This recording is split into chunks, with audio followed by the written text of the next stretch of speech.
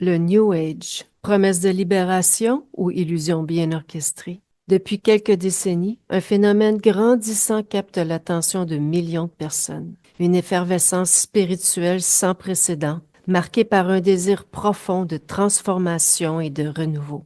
Peut-être sentez-vous, vous aussi, cet appel à quelque chose de plus grand. Face aux souffrances, une promesse se dessine, celle d'ascensionner ou de passer à une autre dimension.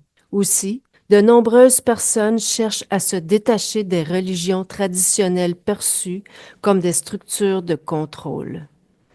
L'autorité religieuse, autrefois considérée comme une source unique de vérité, s'est effacée au profit d'une multitude d'enseignements et de pratiques, donnant l'impression d'une liberté spirituelle totale. Dans ce contexte, le New Age s'est imposé comme une alternative séduisante. Il reprend des idées ancestrales et les adapte à une vision moderne de la spiritualité. Mais cette quête d'ascension n'a rien de nouveau. Depuis toujours, l'humanité a cherché à comprendre qui elle est et d'où elle vient. À travers les civilisations, cette recherche s'est manifestée sous la forme d'initiation, de cultes, de rituels.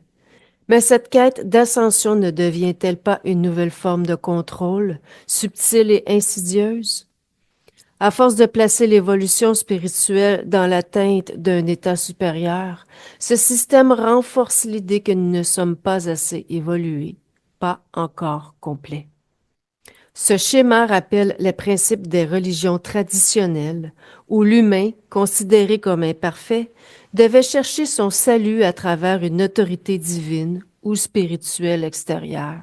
De la même manière, le New Age nous encourage à nous aligner avec des maîtres ascensionnés, des guides galactiques ou des énergies supérieures, nous incitant à remettre notre évolution entre les mains d'entités ou de concepts extérieurs. Ce constat permet de mieux saisir que ce modèle n'est rien d'autre qu'une vision modernisée du dogme religieux selon lequel le salut ne peut venir que d'ailleurs.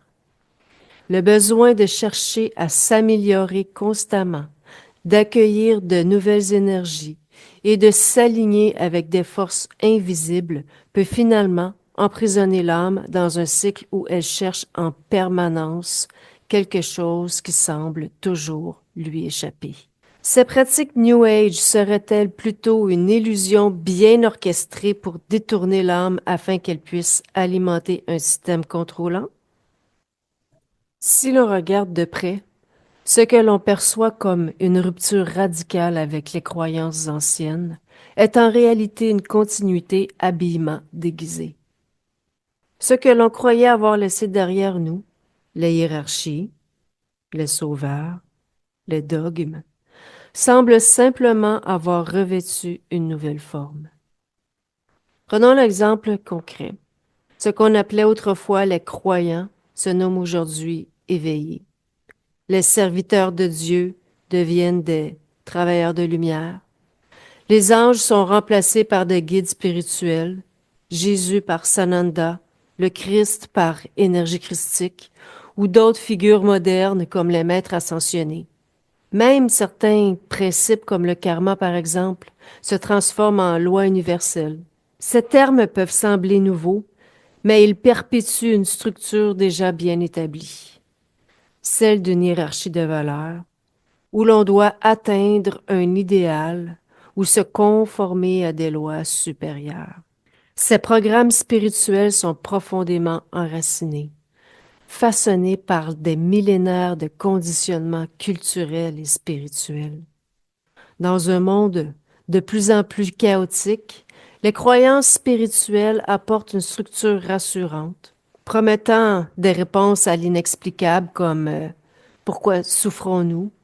Quelle est ma place dans l'univers? Elle offre également un sentiment d'appartenance en permettant aux individus de se regrouper autour de croyances communes, que ce soit dans des cercles de guérison ou au sein de communautés en ligne.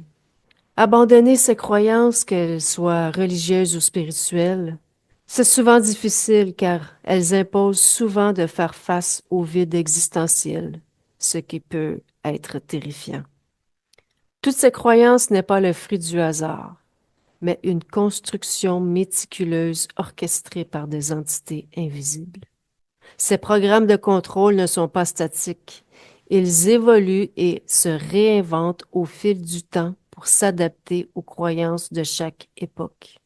En entretenant vos convictions à travers le New Age, il est important de comprendre que vous êtes encore dans le programme. On pourrait croire que le monde s'éveille, que l'humanité s'élève vers une conscience supérieure, mais en réalité, cette apparence d'éveil n'est qu'une illusion soigneusement entretenue.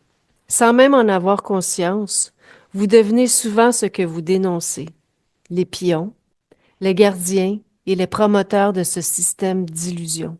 De plus, en croyant avancer ou guider les autres, vous alimentez parfois involontairement ces programmes, perpétuant les structures mêmes de ce que vous aspirez à transcender.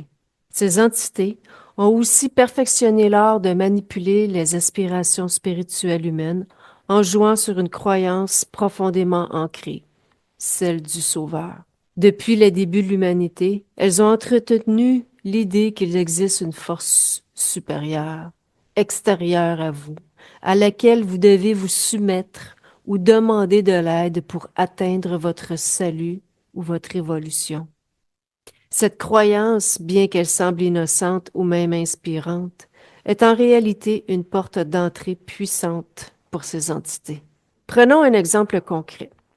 Une personne en quête d'éveil ressent soudain une connexion intense avec une présence lumineuse ou un guide spirituel. Cette expérience, souvent perçue comme extraordinaire, est en réalité une opportunité pour ces entités de s'immiscer dans le champ énergétique de cette personne. Elle se présente à vous sous des formes adaptées à vos croyances ou à vos attentes, comme un maître ascensionné, une énergie christique ou même une figure galactique. Cette approche rassurante est un moyen de gagner votre confiance. Une fois la porte ouverte, ces entités commencent à influencer subtilement vos perceptions et votre discernement, plaçant même parfois des implants invisibles pour renforcer leur contrôle. Ces implants indétectables à l'œil nu agissent comme des parasites dans votre champ énergétique, affectant vos pensées, vos émotions et votre capacité de discerner ce qui est réellement aligné à votre essence. Pour les médiums ou les clairvoyants, ces manipulations pourraient aussi prendre une autre forme. Ces entités se présentent souvent comme des guides ou des ancêtres, et ils jouent sur la capacité de ces médiums à se connecter à l'invisible. Ce qui semble être une interaction bienveillante est en réalité une stratégie pour établir un lien direct avec leurs énergies. Par exemple, un médium peut être persuadé d'aider une entité perdue, alors qu'il ne fait que renforcer un lien énergétique permettant à cette dernière d'exercer une influence plus grande. Cette illusion du sauveur s'étend également à des concepts spirituels plus modernes, comme les ateliers d'initiation ou de canalisation. Imaginez une personne qui participe à une séance pour recevoir une activation énergétique ou un alignement avec des fréquences supérieures. Bien que cette expérience puisse sembler intense et transformative, elle peut aussi être une mise en scène orchestrée par ces entités pour créer une attache énergétique. Cela peut en résulter des accords implicites, maintenant l'âme enchaînée perpétuellement, avec des conséquences qui peuvent perturber dans les incarnations suivantes. L'essentiel à retenir dans ce jeu, c'est que les mêmes mains qui infligent la souffrance sont souvent celles qui donnent l'espoir. Ces entités utilisent ce double rôle pour maintenir leur contrôle sur les âmes. D'un côté, elles créent des situations de confusion ou de désespoir, et de l'autre, elles se présentent comme des sauveurs qui viennent apporter une solution. Cette stratégie leur permet de renforcer leur emprise en jouant sur les failles émotionnelles et les aspirations profondes de l'âme. Ces programmes sont si bien élaborés qu'ils sont adaptés à chaque individu. quel que soit votre profil, il existera une forme d'illusion conçue spécialement pour vous. Une personne en quête de sagesse trouvera un maître ascensionné. Une autre attirée par les croyances plus modernes se connectera à des êtres galactiques. Ou autre encore ancrée dans des croyances religieuses à mère divine ou l'énergie christique. Chaque profil, chaque croyance, chaque aspiration humaine est exploitée pour établir ce lien de co-création. Les pratiques derrière le New Age agissent comme un terrain fertile. Lorsqu'une personne adhère à l'idée qu'elle a besoin d'une force extérieure pour évoluer, elle crée une ouverture. Cette croyance devient une invitation implicite, un oui énergétique, à la co-création avec ces entités. Ce consentement, qu'ils prennent la forme d'une prière, d'une invocation, d'un type d'activation, que ce soit par des codes, des écritures ou autres, canalisés ou reçus, agit comme un feu vert pour les entités. Cela crée en quelque sorte un contrat avec eux et ils en profitent pour co-créer avec votre énergie. La co-création signifie donc que vous avez accepté ou que vous avez cédé votre pouvoir à ces entités. Cet accord, qu'il soit conscient ou inconscient, leur donne le contrôle, ainsi d'interagir avec votre énergie et d'influencer votre réalité. Mais le contrôle ne s'arrête pas là. Il se poursuit après la mort. Lorsque l'homme quitte son enveloppe corporelle, ces entités se présentent souvent sous des formes rassurantes, adaptées aux croyances de la personne, comme un ange lumineux, un guide spirituel ou même un être cher décédé. Leur but est de maintenir leur emprise en guidant l'âme vers une nouvelle réincarnation soigneusement programmée. Imaginez une personne qui a cru toute sa vie au concept du karma. À sa mort, une figure bienveillante lui explique qu'elle doit retourner sur Terre pour apprendre de nouvelles leçons. Convaincue, l'âme accepte ce cycle sans réaliser qu'il s'agit d'un programme destiné à produire les basses fréquences dont ces entités se nourrissent. En réalité, l'âme est enfermée dans une boucle temporelle, des cycles de réincarnation répétitifs où elle revit les mêmes schémas de souffrance, de frustration ou de lutte. Ces cycles deviennent des prisons invisibles. Mais l'enfermement ne s'arrête pas là. Certaines âmes sont littéralement retenues dans des espaces vibratoires spécifiques, comme des brouillards énergétiques ou des prisons vibratoires, où elles peuvent être maintenues dans un état de confusion, d'amnésie ou d'esclavagisme. Par exemple, une âme pourrait se retrouver en enfer, persuadée qu'elle doit attendre un jugement ou une permission extérieure pour avancer, alors qu'en réalité, elle possède déjà en elle tout le pouvoir nécessaire pour se libérer. Ces manipulations entraînent des conséquences profondes. L'âme est coupée de sa source, de sa véritable essence et de ses créations. Concrètement, elle ne crée plus et n'appuie plus sa partie physique, c'est-à-dire toi. Elle subit un abrutissement de conscience et se retrouve complètement coupée à la vie. Chaque réincarnation devient alors une succession de souffrances, de luttes et de désespoir, enchaînant une répétition de la précédente. Il faut comprendre aussi que cela est une alimentation énergétique au service des entités. Ces entités utilisent leur programme comme un véritable système d'hameçonnage pour détourner l'énergie des âmes humaines. Leur objectif principal est double: se nourrir des basses fréquences générées par les émotions humaines, mais aussi exploiter l'énergie vitale intrinsèquement créatrice des humains. Lorsque vous donnez votre permission, souvent inconsciemment, par un accord ou une co-création, Elles accèdent à votre champ énergétique et mettent en place des mécanismes pour capturer et exploiter cette énergie précieuse. Cette énergie vitale, qui devrait normalement être utilisée par l'âme pour créer librement, devient une ressource exploitée par ces entités pour leur propre survie.